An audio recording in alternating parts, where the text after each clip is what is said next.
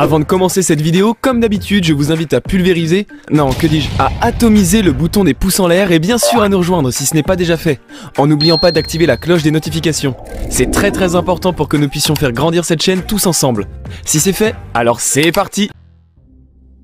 Découvre qui te traque à travers ton smartphone. La sécurité devrait toujours être ta priorité. Grâce à quelques codes, tu peux en savoir plus sur les paramétrages de ton téléphone et savoir si tu es tracé, que tes messages et informations personnelles soient protégés ou non. Nous avons rassemblé les codes les plus utiles pour smartphone dans une seule vidéo, ainsi que quelques instructions pour détecter les intrus. Étoile, dièse, 21, dièse.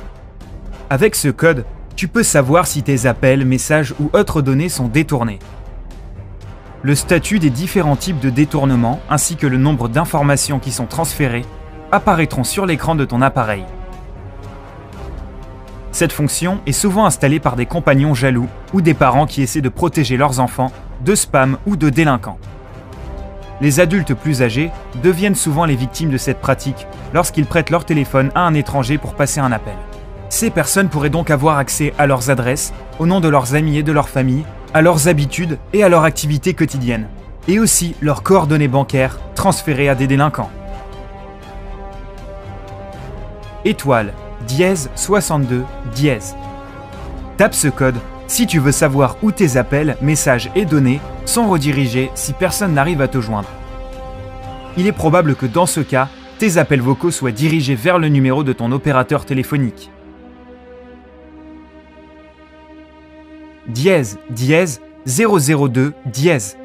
Voici un code universel pour arrêter toutes sortes de redirections depuis ton téléphone. C'est une bonne idée de l'utiliser avant d'utiliser l'itinérance.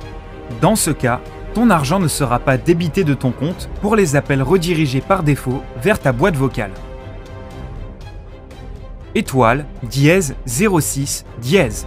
Avec ce code, tu peux connaître ton NIIEM, numéro d'identité international d'équipement mobile. Si tu connais ce numéro, tu peux trouver ton téléphone si quelqu'un te le vole. Lorsqu'il est éteint, sa localisation est automatiquement envoyée vers l'opérateur de réseau, même si une autre carte SIM est insérée. Si quelqu'un connaît ton numéro IIEM, il peut savoir le modèle de ton téléphone ainsi que ses caractéristiques techniques.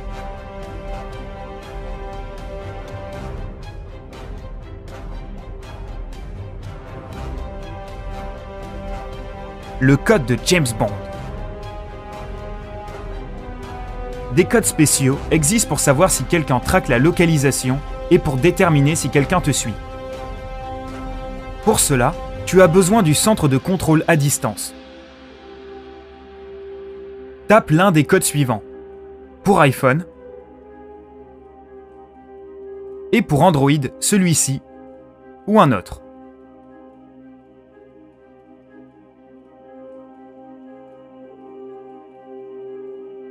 Étape 1. Va dans la section appelée UMTS Cell Environment, puis UMTS RR Info, et écris tous les chiffres en dessous d'identité du téléphone. Ces chiffres sont les stations basiques voisines. Ton téléphone se connectera par défaut à celui qui émet le meilleur signal. Étape 2. Depuis le menu Field Test, clique sur l'onglet MM Info, puis sur Serving PLMN.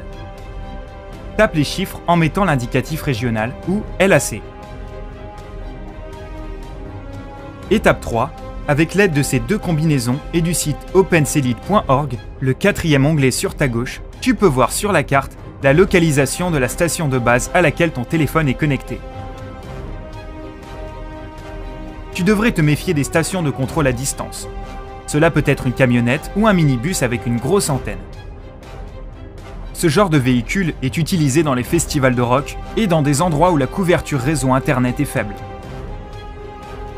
Si l'un d'eux se trouve près de toi, apparemment sans bonne raison, peut-être que quelqu'un est en train de t'espionner. Utilise un logiciel antivirus.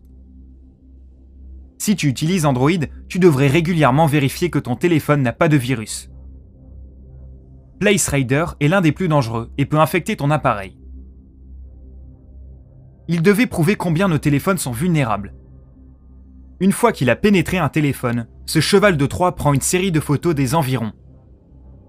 Il crée un modèle 3D du bâtiment dans lequel tu es et profite de n'importe quelle connexion internet pour envoyer les données en dérobant aussi les données de ton téléphone et tes mots de passe.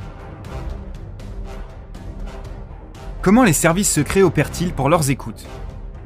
Les agences nationales de sécurité de tous les pays coopèrent désormais avec les opérateurs mobiles, qui leur fournissent souvent l'accès aux informations de n'importe quel client, du moment qu'il a un mandat délivré par un juge. Ils fournissent les données d'il y a au moins 3 mois. Si ton téléphone a été placé sur écoute par une agence de sécurité, il se peut que tu ne le remarques même pas. Si un téléphone fait un drôle de bruit durant une conversation, que sa batterie se décharge rapidement, qu'elle surchauffe ou que le téléphone redémarre sans prévenir, c'est le signe que tu dois le faire réparer et non pas que tu es sur écoute.